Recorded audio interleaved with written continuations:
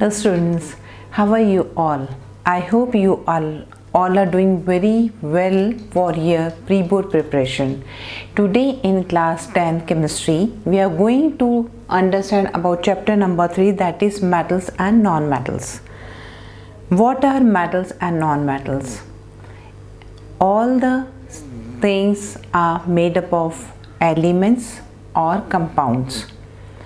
What are elements and compounds? Elements are substances and compounds are made up of two or more elements. They are known as compounds. In all, there are 118 elements, chemical elements, and they are classified on the basis of the properties into metals, non-metals and metallites. What are metals and non-metals? This I am going to explain you. In the present video, you are going to understand about metals and non-metals. Metals are those elements which shows positive ion by losing electrons. They are metals. And the properties of metal are: number first, lustrous. Lustrous means they are having shining. The shining surface the metal is having is lustrous property. Example is gold, silver and platinum. Next property is hardness. All the metals are, majority metals are hard, but hardness of metal is also varies from metal to metal. Alkali metals like lithium, sodium, potassium, they are very soft. They are not hard. These are exceptional metals whose example I have given. Some soft metals they are metals are these one: lithium, sodium and potassium. Ductility means when we are drawing, we can make it in the form of wires. We are drawing and we can get the wire. The example is gold. Now coming on next, that is malleability. Malleability, when we are beating any metal, they can be in the form of sheets, and the example are gold and silver. Coming to the next, electronic conductivity. They are good conductor of electricity. Metals are good conductor of electricity, but in solid state, only in solid states. Now conduction of electricity or flowing of electric current occurs. Flow from, how they can flow? They can flow from free electrons. They are free to flow their electrons. That is the reason we can say that they are good conductor, because the electron can flow easily in that. Good conductor of heat. The good conductor of it, all the metals are good conductor of heat. They can conduct the heat easily. The example, lead and mercury, they are exceptional. They cannot transfer the heat. And mercury is the only conductor which cannot melt easily, or its temperature, at normal temperature it is liquid. All the metal at room temperature, they are hard, they are solid, but mercury is the only metal which is soft or liquid at room temperature. Now the next example, copper and silver, they are very good, or we can say they are best conductor of heat. Now melting point and boiling point. As you know, melting point and boiling point, the tungsten is really good, or it is having very high melting point, while gallium and cesium, these are having very low melting point. Even we can, when we are putting it on the hand or on the palm, they can melt on our palm also.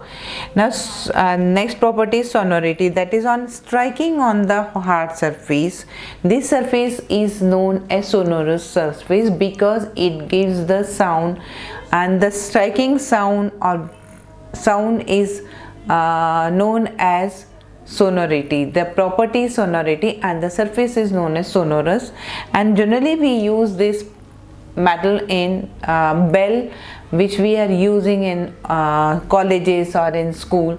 So again I am repeating it in very short. The properties are lustrous, hardness, ductility, malleability, electronic conductivity, good conductor of heat, melting point and boiling point, and sonority. These all properties, on the basis of these we can categorize all the metal. Now we are going to understand more about it.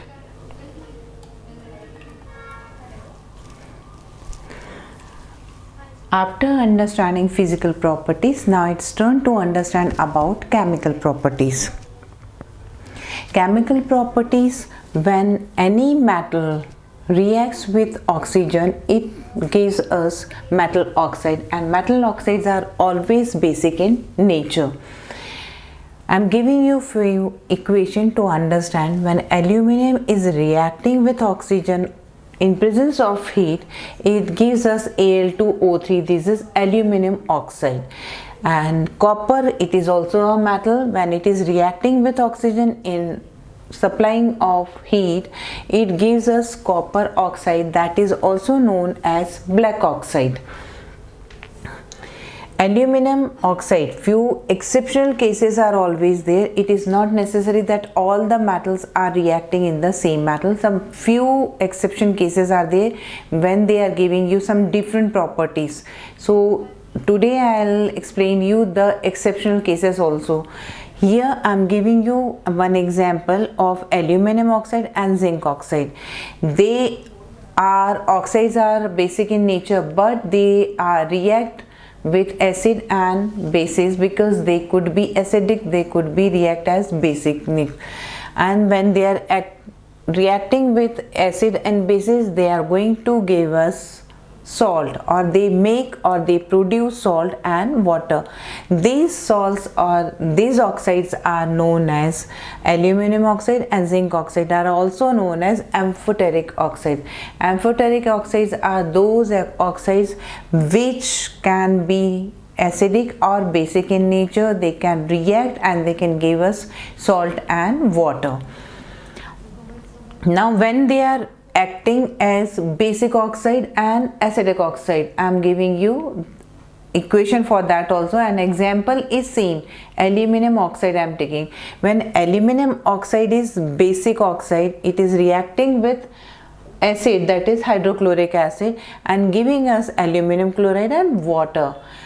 Second one, when acidic oxide means again aluminum oxide is in the form of acidic oxide form with NaOH, that is sodium hydroxide. It gives us NaAlO, AlO2, that is sodium aluminate and water. Metallic oxide, they are insoluble in water, they cannot dissolve in water, but sometimes these can be dissolved, and when they dissolve in water, they gives us hydroxide, which are alkalis. Coming to the next, sodium oxide and potassium oxide, they can dissolve in water and they are alkali in nature. Sodium oxide when reacting with water, potassium oxide that is reacting with water, they gives NaOH and KOH, both are hydroxide of the component. Alkalis are bases in nature, they dissolve in water. They dissolve in water, and aqueous solution metal oxides are basic in nature, that is the reason they turn the solution red litmus to blue. Continuing to the next property.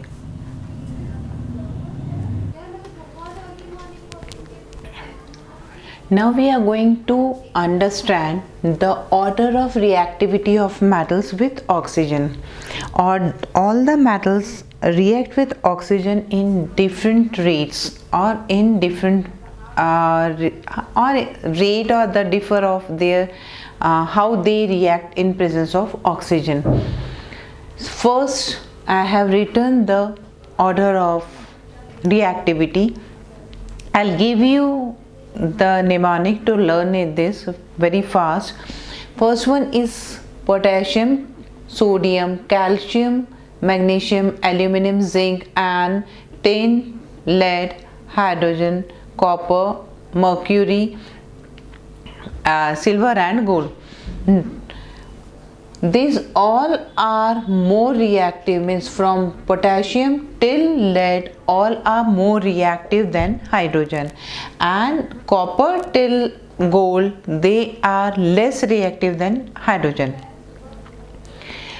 Hydrogen is a non-metallic substance, but due to their electronegative nature, or not negative, positive, due to its electropositive nature, its ions move freely and they are kept in the reactivity series. I am going to explain you how to arrange this series. First, if sodium and potassium, they react vigorously with oxygen, and due to that vigorous reaction they catches fire, and we can say they are most reactive metals in the series.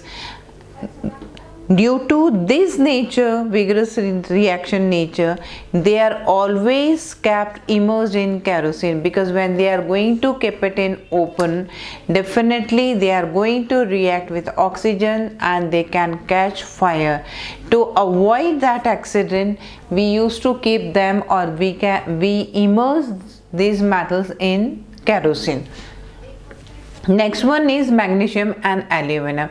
At room temperature, the surface is covered with the thin layer of oxides. It could be oxide of magnesium, it could be oxide of aluminum, to prevent further from oxidation. When there is no layer, pure form of magnesium and aluminum, oxidation reaction takes place, and to avoid that oxidation, a thin layer is put over the metal. Zinc, even one more thing is that aluminum and magnesium, they burn in air only by heating, but zinc, they burn on strong heating. Iron, it doesn't burn in the form of rod, but it burns in the form of filling. Although iron is the same metal, but in the form of rod or block it cannot be burned, but when it is in the form of filling it can burn. Coming to the next, that one is copper, which is low or less reactive than hydrogen. It doesn't burn on heating. Whenever we are heating this metal, it doesn't burn, but its blister, means copper blister, can burn easily. The last one, that is silver and gold, they don't react with oxygen. They are same as it is in presence of oxygen, even at very high temperature. So the series of reactivity when we are going to observe is potassium and sodium are most reactive, and silver is the less reactive in the series. When we are moving further in the decreasing order, the highest to lowest, the potassium and sodium is the highest one, then magnesium, then zinc, then iron, then copper, and the last one is silver. We are going to learn more about the properties, chemical properties, reaction with the metal.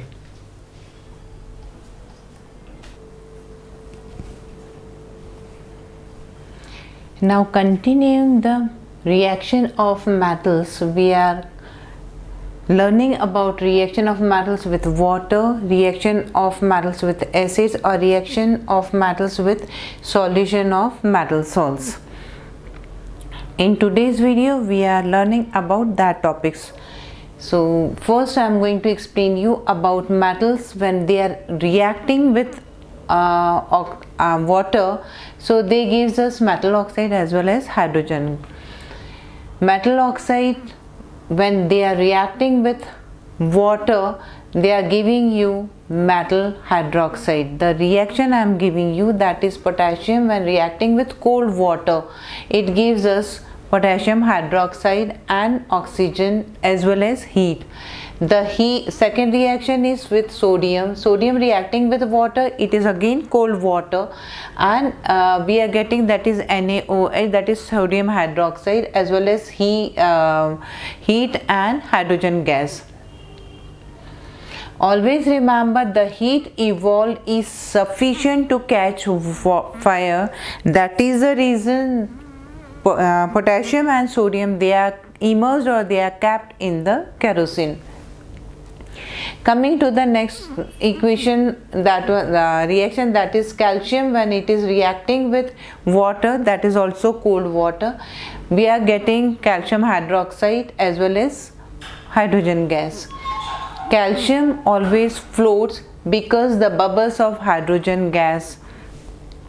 Third one is aluminum. When aluminum and they are reacting with water, we will get Al2O3 hydrogen gas, Fe3O4, that is ferrous oxide, and hydrogen gas.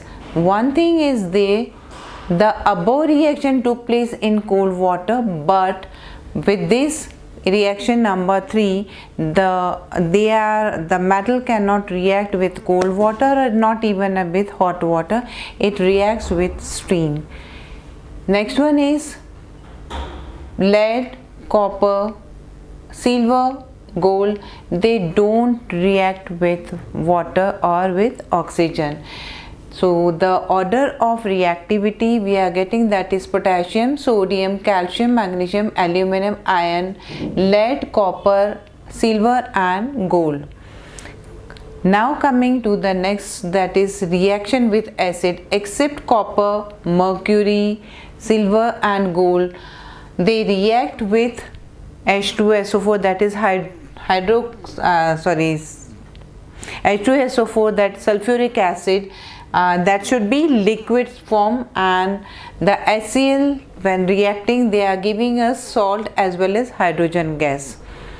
Zinc plus HCl is giving you ZnCl2 and hydrogen. That bubbles decreasing, the rate of number of bubbles are making, that are going to be decreased metal wise, metal only.